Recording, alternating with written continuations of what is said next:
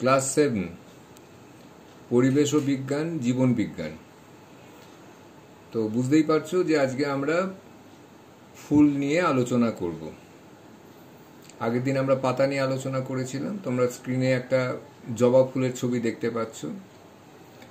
তো ফুল, এখানে তোমরা দেখো যে একটা ফুল রয়েছে, ফুলটা একটু শুকিয়ে গেছে। তো এখন এই ফুলের যে বিভিন্ন অংশগুলো, সে অংশগুলোর সঙ্গে আমরা একটু পরিচিত হয়ে নিই। যে এখানে তোমরা দেখতে পাচ্ছ যে একদম এপাশে যেটা রয়েছে এটা হচ্ছে বৃতি, তারপরে এখানে আছে দলমণ্ডল, একটা পাপড়িকে আমি রেখেছি, আর এখানে আছে পুংকেশর এবং গর্ভকেশর চক্র। তাহলে একটা আদর্শ ফুলে আমরা এই চারটে স্তবক দেখতে পাবো। এবং এই যে তুমি ছবিটা দেখতে পাচ্ছ, এখানে যেটা দেখতে পাচ্ছ ফুলের পুংকেশরগুলো ওই গায়ে যে রোমের মতো লেগে রয়েছে সেগুলো হচ্ছে পুংকেশর, আর একদম ওপর থেকে নিচ পর্যন্ত এই অংশটা হচ্ছে গর্ভকেশর চক্র বা গর্ভকেশর আমরা বলতে পারি। তো এগুলো হচ্ছে ফুলের বিভিন্ন অংশগুলো, জবা ফুলের। তো এইবার এসো আমরা একটা একটা করে বিষয়কে নিয়ে আমরা শুরু করি।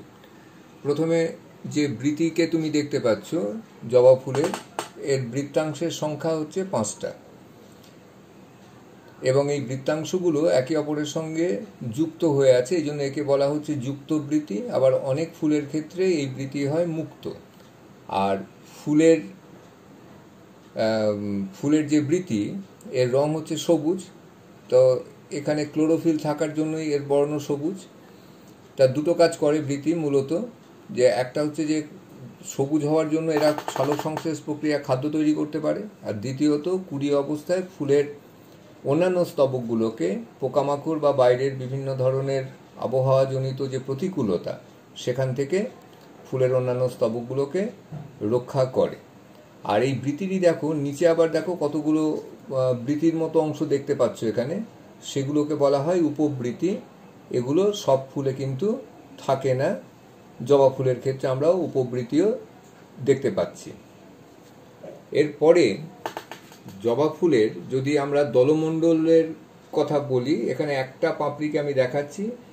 স্ক্রিনে যে ছবিটা দেখতে পাচ্ছ সেই ছবিতে তুমি দেখো এখানে 5খানা পাপড়ি আছে। তা জবা ফুলের এই যে পাপড়ি বা দল যেগুলোকে বলা হচ্ছে, এরাই একত্রিত হয়ে দলমণ্ডল গঠন করে। এখন এই দলমণ্ডল এদের কিন্তু সমস্ত ফুলের ক্ষেত্রে, খালি জবা ফুলের ক্ষেত্রেই নয়, এদের বিভিন্ন ধরনের রং থাকে এবং একটা গন্ধও থাকে। অনেক সুগন্ধি ফুলও কিন্তু আমরা দেখতে পাই। এখন এই যে বর্ণ এবং গন্ধ, এটা থাকার জন্য এর সাহায্যে পোকা বা বিভিন্ন ধরনের কীটপতঙ্গ এবং পাখিদের আকৃষ্ট করে পরাগ সংযোগে অর্থাৎ উদ্ভিদের বংশ বিস্তারে সাহায্য করে।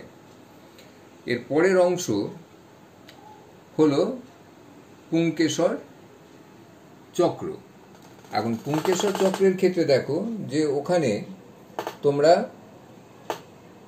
যে গায়ে যে রোমের মতো যেগুলো লেগে রয়েছে সেইগুলোই হচ্ছে পুংকেশর। এখন এই পুংকেশরের দুটো অংশ থাকে, ওপরে থাকে পরাগধানী আর নিচে থাকে পুংদণ্ড। তোমরা স্ক্রিনের এই ছবিটা যদি একটু দেখো, এই ছবিতে দেখতে পাবে যে এইগুলো হচ্ছে একদম যেখানে কারসারটা রয়েছে দেখো, এইগুলো হচ্ছে পুংকেশর। আর সেই পুংকেশরটাকেই যদি আমি একটাকে আলাদা করে দেখাই, তাহলে এই পাশে দেখো যে এই হচ্ছে একটা পুংকেশর, যার মাথায় আছে পরাগধানী। এই পরাগধানীর মধ্যে পরাগ রেণু থাকে, আর নিচে আছে পুংদণ্ড। এই পরাগধানী এবং পুংদণ্ডকে নিয়েই কিন্তু গঠিত হয় পুংকেশর। এরপরে আসি ফুলের চতুর্থ স্তবক, সেটা হলো গর্ভকেশর চক্র। তোমরা এই ছবিটাকে এবার একটু খেয়াল করো। এই যে দেখতে পাচ্ছ, যদি আমি এর গা থেকে পুংকেশরগুলোকে সরিয়ে দিই, তাহলে ভেতরে একটা নলের মতো অংশ আমি পাবো সাদা রঙের, যার ওপরে এখানে 5টা ভাগ আছে। এই যে একদম মাথায় যেগুলো দেখতে পাচ্ছ, এগুলো হচ্ছে গর্ভমুণ্ড। তারপরে এই নিচের দিকে যে দণ্ডটা নেমে আসছে এটা হচ্ছে গর্ভদণ্ড, আর নিচে এই হচ্ছে গর্ভাশয়।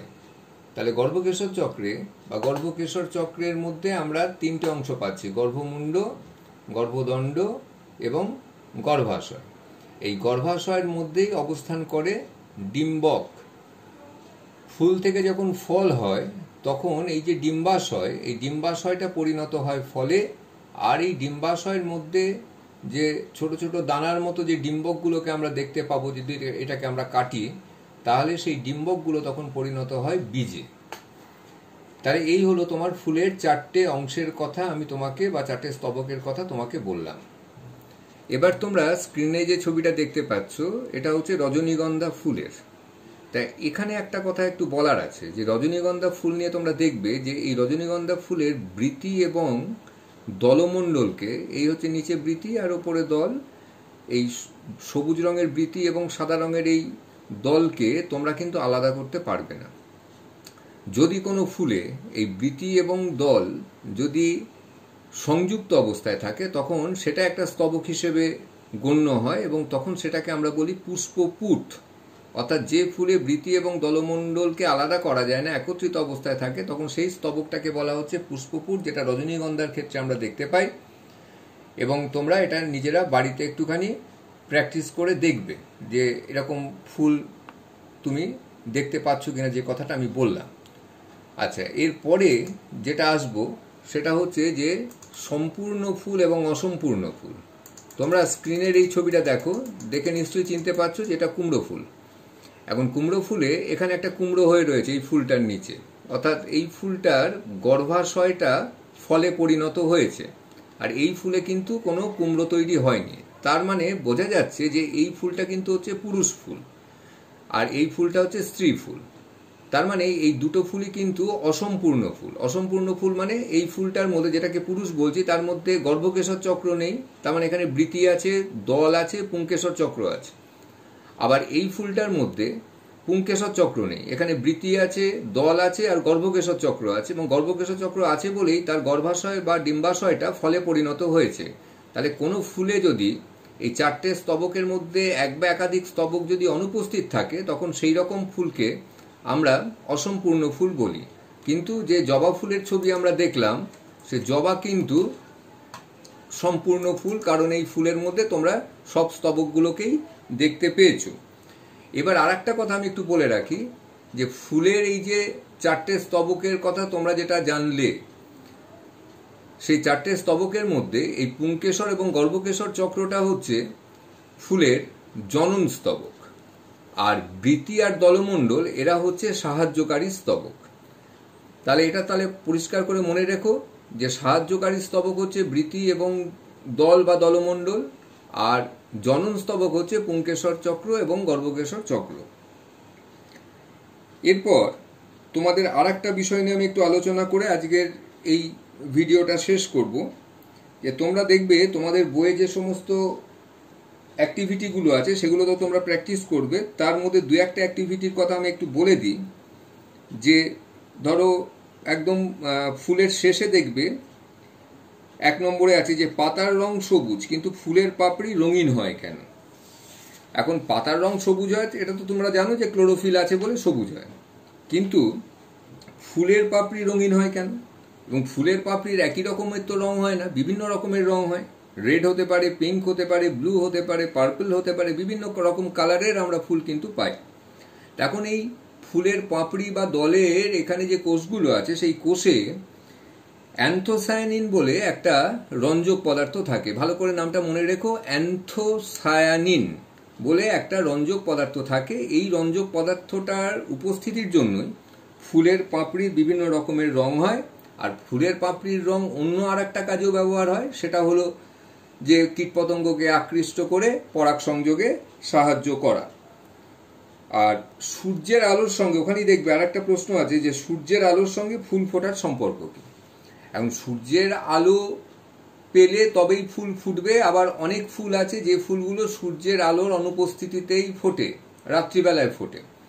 এখন বিষয়টা হচ্ছে যে এখানে একটা নতুন বিষয় আসছে, যেটাকে বলা হচ্ছে আলোক পর্যাবৃত্তি বা ফটো পিরিয়ডিজম বলে একটা বিষয়। তোমরা আরো হায়ার ক্লাসে গিয়ে তোমরা জানতে পারবে যে সেখানে কতটা সময় ফুল বা গাছ দিনের আলো পেল এবং রাত্রিকালীন অন্ধকারটা পেল, তার উপরেই কিন্তু নির্ভর করে যে সেই গাছে কখন ফুল ফুটবে। সেই জন্য আমরা গ্রীষ্মকালে দিন বড় রাত ছোট, সেই সময় আমরা কিছু ফুল পাই। আবার শীতকালে দেখবে সেই সময় আবার বেশ কিছু ফুল পাওয়া যায় যেগুলো গ্রীষ্মকালে পাওয়া যায় না, সেই সময় দিনটা ছোট হয় রাতটা বড় হয়। তা সুতরাং এই বিষয়টা তোমরা আরেকটু হায়ার ক্লাসে উঠে জানতে পারবে। তা আশা করি তোমরা ফুল সম্পর্কে তথ্যগুলো তোমরা পেয়ে গেলে। এর সঙ্গে আমি একটা ওয়ার্কশিটও দেবো, সেটাও তোমরা প্র্যাকটিস করবে। আর ফুলের এখানে যে সমস্ত অ্যাক্টিভিটিগুলো তোমার বইয়ে দেওয়া আছে সেইগুলোকে বাড়িতে একটু প্র্যাকটিস করো। এই বলে আজকে তোমাদের সবাইকে শুভেচ্ছা জানিয়ে এবং তোমরা ভালো থাকো এই কামনা করে আজকের ভিডিও এখানেই শেষ করলাম।